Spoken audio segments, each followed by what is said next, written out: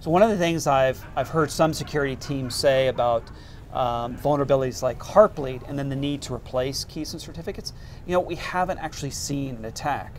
And I think it's something that security teams need to learn more about. So APT, which was a known cyber espionage operator, compromised a Fortune 500 healthcare operator. They were able to take a key and certificate out of a SSL VPN system. They were then able to get in the middle, spoof, decrypt traffic.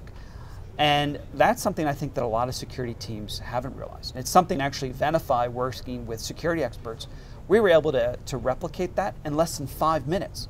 In less than 5 minutes, we were able to get a Heartbleed vulnerable key and certificate out of a SSL VPN. And unfortunately for that organization, that Fortune 500 organization, you know what? They didn't replace that key and certificate.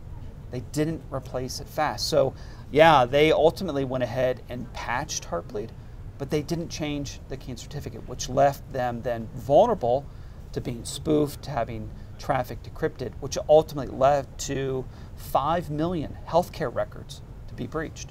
Now, that is bad for that healthcare operator. It's bad for their patients.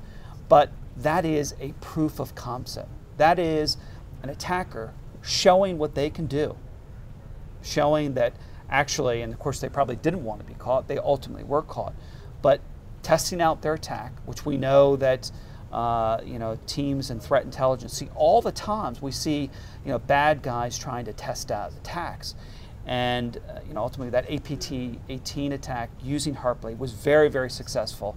It's a proof of concept that I know that they're now aware of, that they can use at their time of choosing, which again shows why Heartbleed is still a real problem for the Global 5000.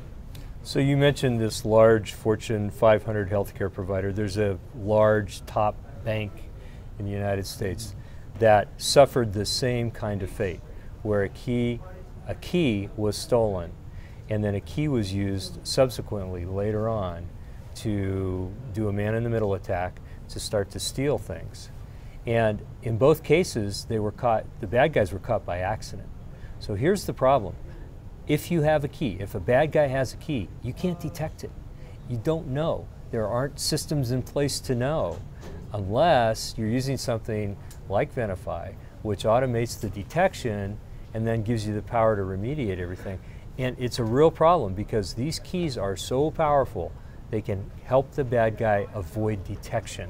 And so that's why people will say, well, we don't have any proof or we don't know that we've been breached, because it's the perfect cloaking or the perfect way to spoof and stay below the radar and not be detected.